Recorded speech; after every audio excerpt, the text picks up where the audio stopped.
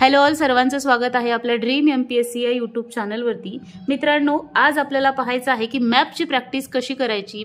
भूगोलसाठी analysis जेव्हा आपण पाहिलं तेव्हा मी तुम्हाला सांगितलं होतं मॅपचा आधार घ्या आणि आपल्याला आज ॲक्च्युअलमध्ये पाहायचं आहे की मॅपची प्रॅक्टिस मी कशा प्रकारे करते। तुमच्यासोबत मी फोटो सुद्धा आपल्या टेलिग्रामवरती शेअर केलेला आहे, त्याचसोबत आपल्या यूट्यूब चॅनलच्या कम्युनिटीमध्ये सुद्धा मी पोस्ट केलेली आहे, तर तुम्हाला त्याच्यावरून लक्षात आलंच असेल। पण ॲक्च्युअली ते लक्षात कसं ठेवायचं किंवा मी ते करताना काय काय गोष्टी तिथे कशा प्रकारे क्लिअर होतात ते तुम्हाला मी आज ॲक्च्युअल मध्ये करून दाखवते।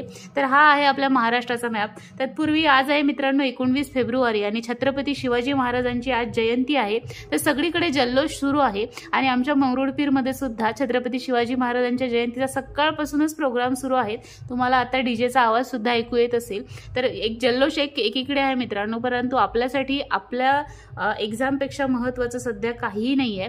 छत्रपती शिवाजी महाराज हे आपलं आराध्य दैवत आहेतच, त्यांना एक मानाचा मुजरा जरी केला तरी जयंती साजरी होते। त्यासाठी जल्लोष करण्याची किंवा असे डीजे लावून नाचण्याची वगैरे काहीच आवश्यकता नाहीये। त्यामुळे महाराजांना एक प्रकारे तुम्हाला जर का मुजरा करायचा असेल तर अभ्यास करा, तोच महाराजांना मुजरा असेल। आणि आपण आता स्टार्ट करूया आपलं आजचं लेक्चर। तत्पूर्वी तुम्हाला जर का आपल्या पेड ग्रुपमध्ये जॉईन व्हायचं असेल तर स्क्रीनवरती तुम्हाला पोस्ट दिसत असेल, त्याद्वारे तुम्ही जॉईन होऊ शकता। ऑलमोस्ट 1 मंथ आपला कंप्लीट होत आहे आणि विद्यार्थी आपल्या ग्रुपमध्ये जे आहेत तुम्ही त्या म्हणजे आता तुम्ही विचारू तर शकणार नाही, परंतु बरेचसे विद्यार्थी आपल्याकडे जॉईन आहेत आणि तुम्हाला आम्ही डेली टार्गेट्स देतो, त्यामध्ये काही महत्त्वाच्या पॉईंट्स काही नोट्स शेअर करतो। त्याचसोबत तुम्हाला एक ई बुक मिळतं ज्यामध्ये आयोगाचे जुने पेपर्स आहेत। पीवायक्यूचा बऱ्याच जणांचा प्रश्न असतो की कुठून घ्यायचे, मग मी जे तुम्हाला दिलेले आहेत ना ते पीवायक्यू आपल्या टेलिग्राम चॅनलवरती ड्रीम एमपीएससीच्या, तर त्याच्यामध्ये आन्सर टिक केलेले नाहीये, त्या आयोगाचे जसे तसे पेपर आहेत, परंतु त्या ई बुकमध्ये तुम्हाला फायनल आन्सर कीने सगळे पेपर जे आहेत ते आपण टिक करून दिलेले आहेत। सो तुम्हाला ते ई बुक तिथे मिळणार आहे आणि 30 रुपयाची फी आहे। स्क्रीनवर दिसत असलेल्या कुठल्याही क्रमांकावरती तुम्ही तिथे संपर्क करू शकता। आता आपण येऊया आपल्या मॅपिंगवरती। तर पहा, अशा प्रकारे मॅप तुम्हाला कुठल्याही स्टेशनरी शॉपमध्ये मिळतील असे आहेत आणि त्याचसोबत आपला भारताचा सुद्धा असा कोरा मॅप आपल्याला मिळतो। तर तसा 2 रुपयाला एक मॅप पडतो, तुम्ही 2 घ्यायचे, त्याचे झेरॉक्स काढायचे, ते स्वस्त पडेल आणि त्याचा पेपर सुद्धा थोडासा याच्यापेक्षा हार्डी राहील, स्टडी राहील, जो तुम्हाला युजफुल राहील। आणि पाहूया मग आता बघा कशा प्रकारे आपण प्रॅक्टिस करायची। आता पहा, सर्वात आधी आपल्याला जेव्हा आपण प्राकृतिक भूगोल हा आपला चॅप्टर पाहतो किंवा आपला भूगोलचा जेव्हा आपण अभ्यास करतो तेव्हा तुम्हाला माहिती असेल की आपल्याला 2 चॅप्टर जे आहेत सुरुवातीचे 2 ते 3 चॅप्टर ते खूपच महत्त्वाचे आहेत। भरपूर प्रश्न आयोगाने त्याच्यावरती विचारले आहेत आणि आयोगाने प्रश्न जरी विचारलेले आहेत त्याचसोबत आपल्याला त्यामधले जे काही पॉइंट्स आहेत ते पुढचा महाराष्ट्राचा अभ्यास करण्यासाठी खूप महत्त्वाचे आहेत। म्हणजे आपल्या महाराष्ट्राचं नेमकं स्थान कुठे आहे, विस्तार किती आहे, सगळ्या गोष्टी आपल्यासाठी महत्त्वाच्या आहेत। सो या एकाच मॅपवर आपण ती सगळी नोट्स जी आहे ती प्रिपेअर करू शकतो। तर सर्वात आधी पहा, तुम्हाला माहिती असेल की आपल्या महाराष्ट्राचं क्षेत्रफळ किती आहे। तर मी तुम्हाला जे नोट्स दिली होती किंवा जे फोटो दिला होता त्यामध्ये मी तुम्हाला दाखवलं होतं की लोकसंख्येच्या दृष्टीने जर का पाहिलं आपण क्षेत्रफळाच्या दृष्टीने जर का पाहिलं तर 3रा क्रमांक आपला आहे आणि आपल्या महाराष्ट्राचं काय म्हणतात क्षेत्रफळ किती आहे, 3,07,713 चौरस किलोमीटर, म्हणजे थर्ड स्टँड आहे, 3rd नंबरला स्टँड करते आणि 4 किमी, म्हणजे अशा प्रकारे तुम्ही त्याचा एरिया, इथे तुम्हाला जर का लक्षात राहतच नसेल तर अशा प्रकारे क्षेत्रफळ म्हणून लिहू शकता। मग आता पहिलं आणि दुसरं कुठलं आहे तेही आपल्याला माहिती पाहिजे। सो पहिलं आहे राजस्थान आणि दुसरं जे आहे ते दुसरं आहे MP, आपल्या महाराष्ट्राच्याच वरती असणारं MP। ओके, मग आता लोकसंख्या किती आहे आपल्या क्षेत्रफळाच्या दृष्टीने जर का पाहिलं ना आपण तर 9.36% जो काही भूभाग आहे ते पूर्ण इतकं क्षेत्र जे आहे ते पूर्ण महाराष्ट्राचं आपल्या भारताच्या मध्ये आहे। भारतामध्ये तेवढं क्षेत्र आपलं महाराष्ट्र व्याप्त।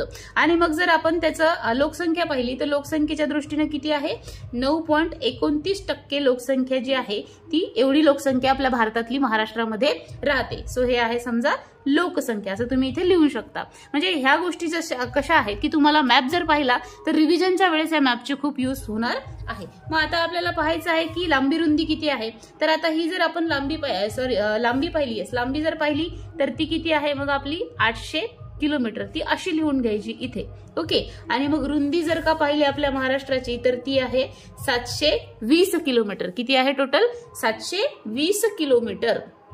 इकडे जरी टोक निमुळत असलं तरी आपल्याला हायेस्ट घ्यावं लागतं, तर ती आहे 720 किलोमीटर. आता बऱ्याचशा पुस्तकामध्ये कमी जास्त दिलेली असेल, परंतु ही 720 लक्षात ठेवा, कारण की हे काय सरळ रेषेत आहे का लांबी, कुठे असं पाय ते कर्व झालेला आहे, कुठे असा आतमध्ये भाग गेलेला आहे. मग ते सगळं पकडून याची टोटल लांबी किती आहे, तर 720 किलोमीटर अशी टोटल लांबी आपल्याला इथे महाराष्ट्राची दिसत आहे. Okay, yes. आणि मग आता आपल्याला याच्यामध्ये आणखी कुठल्या कुठल्या गोष्टी पाहायच्या आहेत, तर पहा, या सगळ्यामध्ये एक असा जिल्हा आहे ज्याला सगळ्यात जास्त समुद्र किनारा लाभलेला आहे असं आपण म्हणू शकतो, तो आहे रत्नागिरी. किती आहे, 237. कुठला जिल्हा आहे हा, रत्नागिरी. आता सुरुवातीला जर तुम्हाला मॅपची अजिबातच प्रॅक्टिस नसेल, तुम्ही नवीनच असाल, तर तुम्ही काय करायचं, एक कोरा मॅप घ्यायचा, त्याच्यामध्ये पहिल्यांदा सगळे जिल्हे भरत राहायचं आणि आपल्याला खूप ते बेनिफिशियल ठरणार आहे. प्रशासकीय विभाग करायचे असो किंवा कुठल्याही गोष्टीसाठी तर सुरुवात ती करा. नेक्स्ट तुमचा हा चॅप्टर असला पाहिजे किंवा हा मॅप असला पाहिजे. मग इथे सगळ्यात जास्त कुठल्या जिल्ह्याला आहे, तर रत्नागिरीला आहे. जवळपास 237 किलोमीटरचा समुद्र किनारा लाभलेला आहे टोटल 720 पैकी. ओके, मग ही झाली समजा आपली लांबी रुंदीच्या बाबतीत. आता त्याचसोबत आणखी एक गोष्ट खूप महत्वाची असते किंवा त्याच्यावरती आपल्याला प्रश्न विचारला जातो, तो म्हणजे की आपल्या महाराष्ट्राचं जे काही अक्षरवृत्तीय किंवा विश्ववृत्तीय जे काही विस्तार आहे तो विचारला जातो आपल्याला. सो आपल्याला तो पाहायचा आहे. तर पहा, अक्षरवृत्तीय म्हणजे काय असतो, आडवा विस्तार, आणि रेखावृत्तीय म्हणजे काय असतो, उभा विस्तार. मग अक्षरवृत्तीय किती आहे पहा, 15. ओके, 44. हे लक्षात ठेवा तुम्ही, 15°44' असं म्हणतात, पण डायरेक्ट आपण तसंच लक्षात ठेवायचं, 1544. आणि इकडचा जो आहे तो काय आहे, 22.6.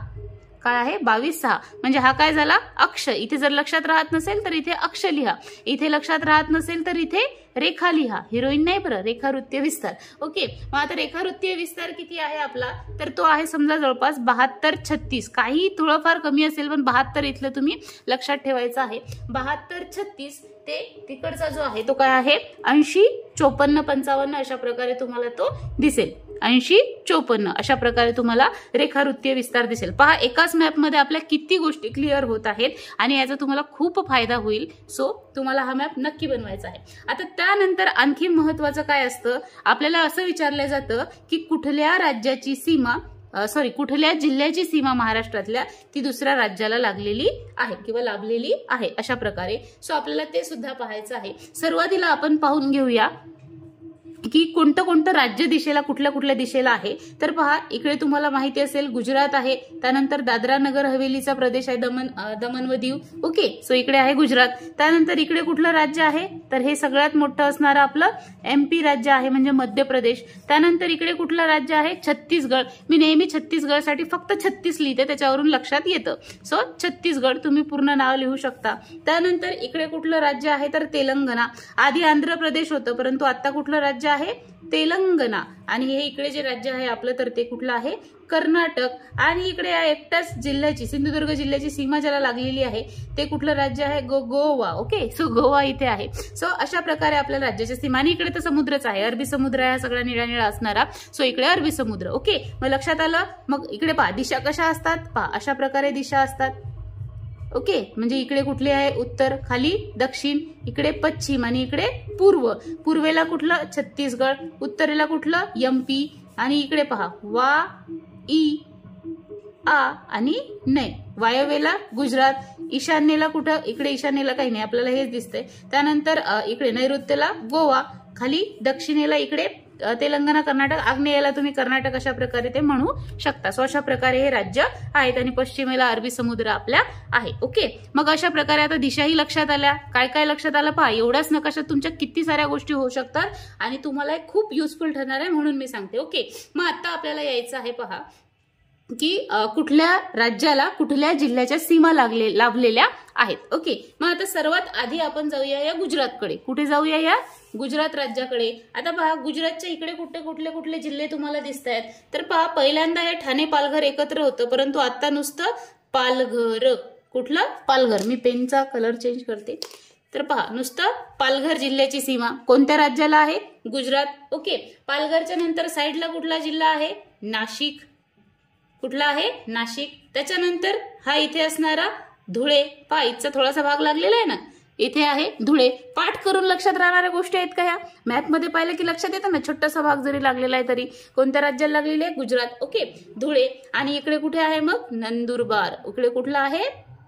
नंदुरबार.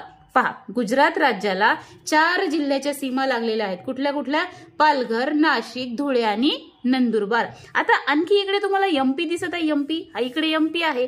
मग एमपीला नंदुरबार आणि धुळे लागलेली आहे सीमा. इथेच लक्षात आलं आपल्या की याची सीमा इकडेही लागली आणि इकडेही लागली. 2-2 याला लागलेल्या आहेत. मग असंही विचारतात की खालीलपैकी कुठल्या जिल्ह्याच्या सीमा या 2 राज्याला लागलेल्या आहेत, तर त्यासाठीही आपल्याला याचा यूज होतो. ओके, मग इकडे पहा, नंदुरबारची सीमा इकडे एमपीला सुद्धा आहे, त्याच्यानंतर धुळेला सुद्धा आहे. म्हणजे ड्युएल आहे, 2 याला आहे. सो याच्या खाली अशी अंडरलाईन करू शकता. मग 4 राज्यांची सीमा गुजरातला.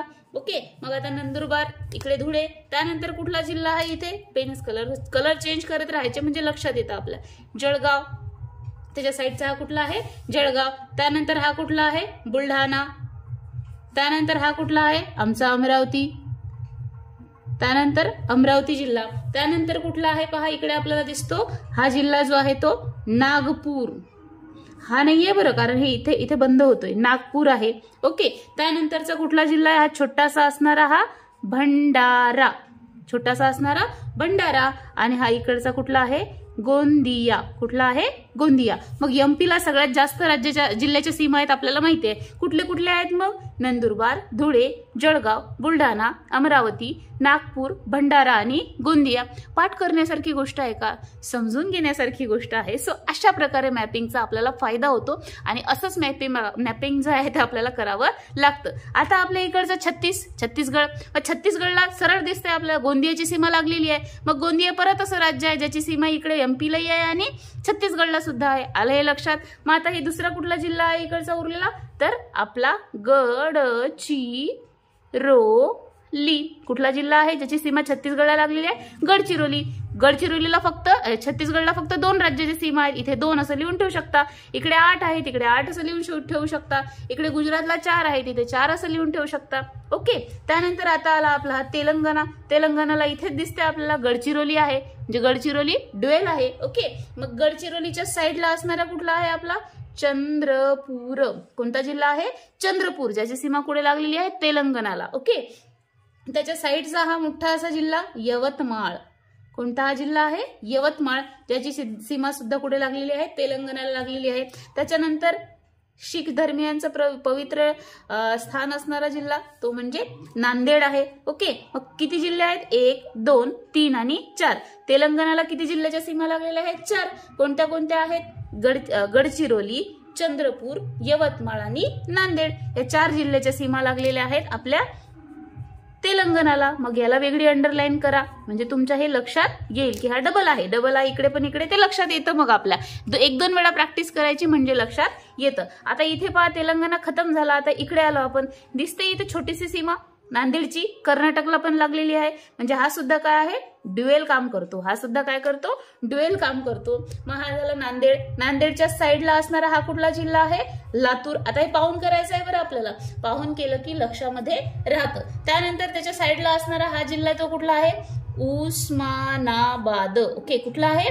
उस्मानाबाद. याचा आकारपा कसा असा आहे? ओके, उस्मानाबाद आहे. मग उस्मानाबादच्या साईडला असणारा कुठला आहे? सोलापूर. कुठला आहे? सोलापूर. सोलापूरच्या साईडला असणारा सांगली. सोलापूरच्या साईडला असणारा सांगली. आणि सांगलीच्या साईडला असणारा इकडे कोल्हापूर. सांगलीच्या साईडला असणारा इकडे कोल्हापूर. तर या जिल्ह्याची सीमा जी आहे ती कुठे लागलेली आहे आपल्याला दिसते पहा. नांदेड आहे, लातूर आहे, त्याच्यानंतर उस्मानाबाद आहे, सोलापूर आहे, सांगली आहे आणि कोल्हापूर सुद्धा आहे. ओके, आणि त्यानंतर इथे जो असणारा आपला छोटासा जिल्हा आहे, छोटासा नाहीये, सिंधुदुर्ग असा जिल्हा आहे. सिंधुदुर्ग, सिंधू एवढंच लिहिलंय. तर टोटल कर्नाटकला आपल्याला माहिती आहे की 7 जिल्ह्याच्या सीमा लागलेल्या आहेत. सगळ्यात जास्त एमपीला आहेत आणि त्याच्यानंतर कर्नाटकला आहेत 7. कुठले कुठले? नांदेड, लातूर, उस्मानाबाद, सोलापूर, सांगली, कोल्हापूर आणि सिंधुदुर्ग. पाठ करायची गरज आहे का? अशा प्रकारे जर का तुम्ही मॅपची प्रॅक्टिस केली ना, खूप चांगल्या प्रकारे लक्षात राहतं. ओके. आणि शेवटी राहिलेला जो गोवा आहे, तर गोव्याला फक्त एकाच जिल्ह्याची सीमा लागलेली आहे, ते म्हणजे इकडे छोटं, ते म्हणजे सिंधुदुर्ग. तर पहा किती साऱ्या गोष्टी आपण याच्यामधून कव्हर केलेल्या आहेत. ओके. सो अशा प्रकारे तुम्हाला जर का कठीण जात असेल की एकाच मॅपमध्ये जर खूप जास्त गोष्टी झाल्या तर कसं करू मी, तर पहा अशा प्रकारे हे करा. आणि याच्या बॅक साईडने तुम्ही कोऱ्या साईडवरती लिहून ठेवू शकता. या कोऱ्या साईडवरती तुम्हाला मी दाखवते. पहा मी अशा प्रकारे इथे असं हे लिहून ठेवलेलं आहे. तुम्ही तसं लिहू शकता, जेणेकरून इकडे मॅप पाहायचा आणि डिटेलमध्ये एकदा मागे वाचून घ्यायचं. खूप चांगल्या प्रकारे ते लक्षात राहतं आणि त्याचा आपल्याला खूप जास्त असा फायदा सुद्धा होतो. सो अशा प्रकारे तुम्ही सुद्धा मॅपची प्रॅक्टिस करा. खूप जास्त डीजेचा आवाज वाढतोय, त्यामुळे मी आता जास्त काही घेत नाही. तसं आपण आता याच्यामध्ये आणखी बऱ्याचशा गोष्टी करू शकतो. त्या म्हणजे बॅक साईडला तुम्ही ते लिहून ठेवू शकता की कोणत्या 2 जिल्ह्याच्या सीमा 2 राज्याला लागलेल्या आहेत, किंवा कुठल्याही एका जिल्ह्याची सीमा 2 राज्याला लागलेली आहेत, आणि लगेच इथे ते मॅपमध्ये तुम्हाला पाहता येईल, जेणेकरून ते सोपं जाईल. ओके. सो अशा प्रकारे तुम्ही प्रॅक्टिस करा. त्यानंतर आता तुम्ही आणखी याच्यामध्ये काय म्हणता येईल ते हे सुद्धा लिहू शकता की कुठल्या प्रकारच्या टेकड्या वगैरे आहेत. तर चिरोली टेकड्या, जे सुरजागड, भामरागड आणि चिरोली गायखुरी टेकड्या आहेत, या गडचिरोलीमध्ये आहे.